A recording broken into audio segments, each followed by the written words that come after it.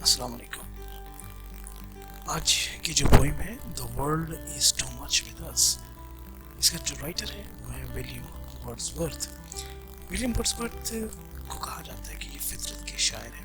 اسی طریقے سے ان کو پڑھا بھی جاتا ہے، جانا پہچانا بھی اسی نام سے جاتا ہے. وہ ایک انگریزی رومانٹک شاعر رہے. انہوں نے ایس ٹی کالج کے ساتھ مل کر لیریکل بیرڈ شائع کیا، جو کہ انگریزی ادب میں ایک رومانٹک دور کا آغاز تھا. ان کی جو مشہور نظمیں ہیں اس میں پریلوڈ ہے، اوڈ آن انٹیمیشن آف امورٹیلٹی ہے، بلکہ امورالٹی ہے. اس کے علاوہ لوسی پوئمز ہیں اور ڈیفوڈلز ہیں.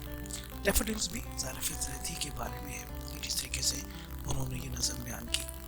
جو موجودہ نظم ہے جو ہم آپ کو بتا رہے ہیں، مجموعی طور پہ جو نظم کا حصہ، وہ شاعر انسان کے طرز عمل پر افسوس کا اظہار کرتا ہے. اس پوئم کے اندر فطرت کے حسن جو جھیلوں، جنگلوں، سمندروں بارے میں جو پایا جاتا ہے، وہ اس سے لطف اندوز نہیں ہوتا. یہ وہ انسان کے بارے میں ولیم ورڈزورتھ کہتا ہے. وہ زندگی کے چھوٹے جھمیلوں میں کھویا رہتا ہے. وہ جب مشورہ دیتا ہے شاعر کہ وہ فطرت کے حسن کو دیکھے اور زندگی کو پرسکون اور خوشحال بنائے. اگر ہم یہ پہلے اسٹینزا کی بات کرتے ہیں، The world is too much with us, late and soon, getting and spending, we lay waste our parts, little we see in nature, that is ours. یعنی ہم دنیا میں بہت زیادہ مگن ہیں، جلد یا بدیر کماتے ہیں، خرچ کرتے ہیں، ہم اپنی قوت ضائع کرتے ہیں، قدرت کے مناظر ہمیں نظر ہی نہیں آتے ہیں. تو دراصل شاید انسان کی جو فطرت ہے کہ وہ اپنی دنیا داری میں مصروف رہتا ہے اور اس کو کسی اور کی فکر نہیں رہتی. قدرت نے جو اس کے لیے بے تحاشا خوبصورت مناظر بنائے ہیں، اس کی طرف کبھی توجہ نہیں دیتا، بلکہ اپنی زندگی کے ہی کاموں میں بزی رہتا ہے. اب آتے ہیں اس کی جو اسائنمنٹ آپ کو ملی ہے، اس کے کوسچن نمبر 1 کی طرف کہ why are we busy in the world and its affairs. تو اس کا جواب یہ ہے جو خود سے آپ لکھ سکتے ہیں. تقریباً کچھ ملتا جلتا آپ کو بتائیں گے. جواب آپ نے خود لکھنا ہے کہ زندگی کے معاملات اتنے بزی انسان کو کر دیتے ہیں کہ وہ اپنے روزگار کے سلسلے میں گھومتا پھرتا رہتا ہے. روزانہ وہ جس علاقے سے گزرتا ہے اس علاقے کی خوبصورتی کو نظر انداز کر دیتا ہے، اور یہ خوبصورتی ظاہر کسی اور کے لیے نہیں ہے، انسان کے لیے ہے. تو وہ اپنی اس دنیا میں مصروفیت کی وجہ سے قدرت کے بنائے ہوئے خوبصورت مناظر کو نہیں دیکھتا، اس کی قدر و قیمت کو محسوس نہیں کرتا، اور اسی طرح اپنے کام میں مصروف رہتا ہے. اس کو بھی معلوم ہے کہ یہ دنیا داری کا جو کام ہے ایک دن ختم ہو جائے گا اور اس کے پاس کچھ بھی نہیں رہے گا. دوسرا سوال جو بنتا ہے اس میں what natural beauty we lost due to our busy life. ملتا جلتا پر سوال ہے. مصروفیت کے تحت تو زندگی میں جتنے بھی مسائل ہیں، اگر ہم قدرتی مناظر کو دیکھیں تو مسائل، وہ ٹینشنز، وہ فکر سب ختم ہو جاتی ہے.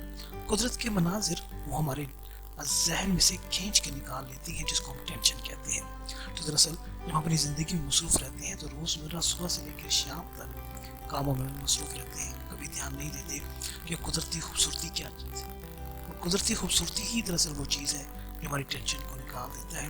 اگر ہم اپنی مصروف زندگی سے نکلیں تو شاید ہمیں بہت کچھ اور بھی نظر آئے، لیکن انسان بس اسی دھن میں لگا رہتا ہے، اس کی زندگی گزر جاتی ہے. سوال نمبر 3 کی طرف آتے ہیں. What is the theme of the poem. Theme کو نارملی آپ کہہ سکتے ہیں مرکزی خیال. بعض اوقات اس کا جو نظریہ ہے اس کے بارے میں بھی ہم کہہ سکتے ہیں کہ تھیم ہم اس کو کیا لفظ کہیں گے. تو تھیم اس میں عنوان کیا ہے؟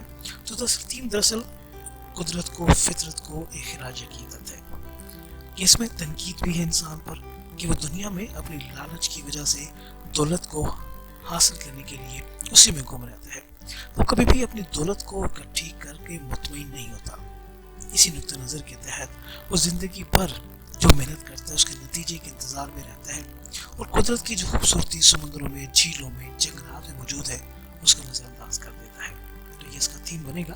یعنی مجبور تو یہی کہ اپنے طور پر انسان کوشش کرے، محنت کرے، سب کچھ حاصل کرے، قدرت کو بھی سامنے رکھے.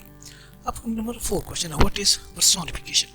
پرسونیفیکیشن بہت امپورٹنٹ کوسچن اس لحاظ سے کہا جاتا ہے کہ پرسونیفیکیشن کا مطلب ہے کہ انسان کی وہ خصوصیات جو اس کو بے جان چیزوں ہی میں سے نکالنی ہے. یعنی اس نظر میں ہم سمندر کو دیکھتے ہیں، چاند کو دیکھتے ہیں، ہوا کو دیکھتے ہیں، یہ ساری کی ساری پرسونیفیکیشن ہے. یعنی قدرت ہمیں یہ چیز دکھاتی ہے. اب آپ کہتے ہیں put in the verbs parentheses as participles. یعنی اب یہ کیا ہے؟ فینس. तो हम होगा एक्साइटिंग फैंस। नंबर 2 होगा अ डैश कार। तो अब इसके अंदर आपने ओवर अल्फाज इस्तेमाल करने हैं, यानी किस तरह की कार है, वो कार जो रुकने वाली है, टूट जाने वाली है, किस तरह की कार है। इस तरह के अल्फाज को आईएनजी के इजाफे के साथ लिखा जा सकता है। इसमें इज़ामात नहीं लगाते। जिस तरह जेंडर भी आप कह सकते हैं, उस जेंडर का जेरन जिसे हम कहते हैं, बल्कि जेंडर नहीं जेरन कहते हैं, तो उसके अंदर भी आईएनजी का इस्तेमाल किया जाता है। कुछ इसमें इस तरह भी है। नंबर 3 में है I heard my mother dash talk on the phone. अब इसमें बगैर किसी हेल्पिंग वर्ब के आपने ये इस्तेमाल करना है। और इसी तरह जो नेक्स्ट है, the people dash walk in the street are very friendly. तो इसमें भी असल में इसी बात का जिक्र करना है कि वो भी आईएनजी लगाने की कोशिश करनी है, ताकि अगर आईएनजी लगता है तो आपने कोई इसमें मज़ीद इस्तेमाल नहीं करना। तो ये वो है अल्फाज जिसके ज़रिए आप ये अपनी असाइनमेंट पार कर सकते हैं इन अल्फाज के ज़रिए। उम्मीद है वीडियो पसंद आई होगी। मज़ीद अपनी राय का भी इज़हार कीजिएगा। अल्लाह हाफ़िज़।